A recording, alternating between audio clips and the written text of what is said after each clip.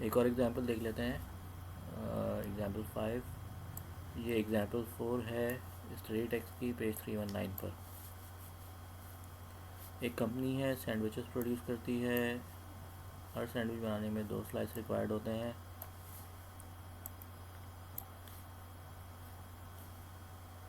ठीक है। ब्रेड का लोफ है, उसमें 24 स्लाइसेस होते हैं और हर लोफ की कॉस्ट जो है वो ₹6 पड़ती है। यानी कि 6 को अगर 24 से डिवाइड करते हैं हमारे पास पर स्लाइस की, एक स्लाइस की कॉस्ट आ जाएगी। करेंटली कंपनी 20% लॉस पे काम कर रही है, वेस्टेज पे काम कर रही है, लेकिन मैनेजमेंट इस लॉस को कम करके 10% पर आना चाहती है। ठीक है। सवाल कहता है कि standard cost of direct material compute करो per unit of output under ideal condition, current condition, attainable condition. ठीक है, इसको देखते हैं। अंडर आइडियल कंडीशन 2 स्लाइस चाहिए, कोई लॉस नहीं है, और हर स्लाइस की कॉस्ट 6 डिवाइडेड बाय 24, यानी कि एक लोफ की कॉस्ट जो थी वो 6 थी और एक लोफ में 24 स्लाइसेस थे, तो 6 को 24 से डिवाइड कर दिया तो हमारे पास एक स्लाइस की कॉस्ट आ जाएगी, यानी कि 2 मल्टीप्लाई बाय 0.25, तो हमारे पास एक सैंडविच की कॉस्ट अंडर आइडियल कंडीशन 0.5 पड़ी। करंट कंडीशन, करंटली 20% वेस्टेज पे काम कर रही है, तो 2 स्लाइसेस जो हैं वो बेसिकली स्लाइसेस रिक्वायर्ड के 80% को रिप्रेजेंट कर रही हैं। क्यों? क्योंकि हमें लॉस होगा तो हमें थोड़े से ज़्यादा स्लाइसेस चाहिए होंगे ताकि एक सैंडविच बन सके। तो हम 2 को डिवाइड कर देते हैं 80% से, तो हमारे पास आ जाएगा slices required to produce 1 sandwich under 20% wastage condition, और पर स्लाइस की जो कॉस्ट है वो है 0.25। तो अंडर करंट कंडीशन एक स्लाइस बनाने की कॉस्ट कंपनी को पड़ रही है 0.63। कंपनी अपने लॉस को 10% पे लाना चाह रही है, यानी कि अटेनेबल कंडीशन जो है वो 10% है। इस कंडीशन पे 2 स्लाइसेस जो हैं वो स्लाइसेस रिक्वायर्ड के 90% को रिप्रेजेंट कर रहा है। तो हम 20 को डिवाइड कर देंगे 90% से, तो हमारे पास आ जाएगा, सॉरी 2 को डिवाइड कर देंगे 90 से, तो हमारे पास आ जाएगा 2.22 स्लाइसेस रिक्वायर्ड, और हर स्लाइस की जो कॉस्ट है वो है 0.25। तो अटेनेबल कंडीशन में 0.56 रुपीस में एक सैंडविच तैयार होगा। ठीक है, ये उसकी एग्जांपल दी हुई है। अब हम आइडल टाइम को देखते हैं। आइडल टाइम क्यों आते हैं? ब्रेकडाउन की वजह से आते हैं, पिछले प्रोसेस में प्रोडक्शन फंसी हुई है, रॉ मटेरियल की शॉर्टेज हो गई है, या फिर जो चीज़ हम प्रोड्यूस कर रहे हैं उसकी डिमांड ही कम है, इसलिए हमने प्रोडक्शन रोकी हुई है या स्लो की हुई है।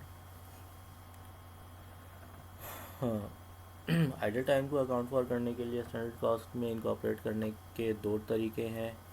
या तो इसको separate element of cost consider किया जाए, या फिर स्टैंडर्ड आवर्स की कंप्यूटेशन में आइडल टाइम को भी अलाउ किया जाए। ये 2 ट्रीटमेंट है इसकी। ठीक है, इसको एग्जाम्पल से समझते हैं। एग्जाम्पल 5 है स्टडी टेक्स्ट की, पेज 320 पे दी हुई है। यहाँ पे मैंने रिप्रोड्यूस कर दिया है इसको। एक कंपनी है, प्रोडक्ट एक्स बनाती है। प्रोडक्शन प्रोसेस की नेचर की वजह से कुछ आइडल टाइम आता है जो कि जो कि नॉर्मल है। 10% ऑफ आवर्स वर्कड है नॉर्मल आइडल टाइम। अगर आइडल टाइम को इग्नोर कर दिया जाए तो स्टैंडर्ड टाइम रिक्वायर्ड जो है वो एक यूनिट बनाने के लिए वो है 0.36 आवर्स, और पर आवर की जो कॉस्ट है वो है ₹18 पर आवर। सवाल कहता है कंप्यूट करो standard labour cost per unit of product X, treating idle time separately और provide for idle time in the standard hours। ठीक है, अब हम देखते हैं इसके सोल्यूशन पे आते हैं। पहले हम बात करते हैं कि हमें सेपरेटली ट्रीट करना है आइडल टाइम को।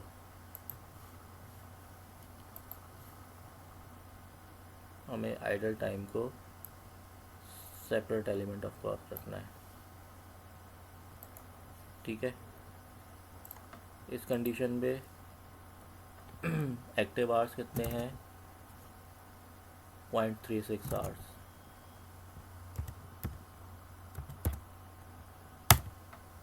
ठीक है, आइडल टाइम जो है 10% ऑफ एक्टिव आवर्स है, आवर्स वर्कड है, यानी कि 0.36 आवर्स जो है वो एक्चुअल आवर्स के 90% को रिप्रेजेंट कर रहा है। तो पहले हम एक्चुअल आवर्स कंप्यूट करेंगे और फिर उसका 10% निकाल लेंगे। एक्चुअल आवर्स कैसे आएंगे? 0.36 जो है वो रिप्रेजेंट कर रहा है 90% ऑफ एक्चुअल आवर्स को। तो 0.36 को 90 से डिवाइड कर दिया, तो 90% डिवाइड करें तो हमारे पास एक्चुअल आवर्स आ जाएंगे और उसका 10% निकाल लेंगे तो हमारे पास आइडल टाइम आ जाएगा। आवरली रेट हमारे पास 18 है, तो एक्टिव आवर्स की कॉस्ट पर यूनिट 6.48 आ गई, आइडल टाइम की कॉस्ट पर यूनिट हमारे पास 0.72 आ गई, टोटल लेबर कॉस्ट हमारे पास आ गई per unit 7.2। Provide for idle time in the standard hours, इसको भी कर लेते हैं। दूसरी कंडीशन कह रही है प्रोविज़न क्रिएट करो आइडल टाइम में ही स्टैंडर्ड आवर्स की। तो 0.36 आवर्स जो थे वो रिप्रेजेंट कर रहे थे 90% ऑफ एक्चुअल आवर्स को।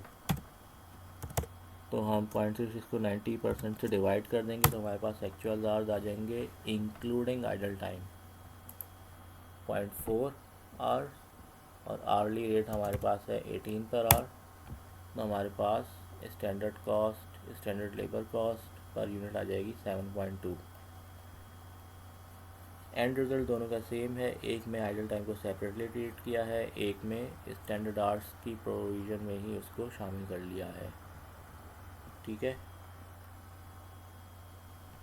यहाँ पे हम इस लेक्चर को एंड करते हैं। नेक्स्ट लेक्चर पे हम कॉम्प्रिहेंसिव एग्जाम्पल देखेंगे material, labour, overhead, wastage idle time के साथ। ठीक है, thank you for watching this video. अल्लाह हाफ़िज़।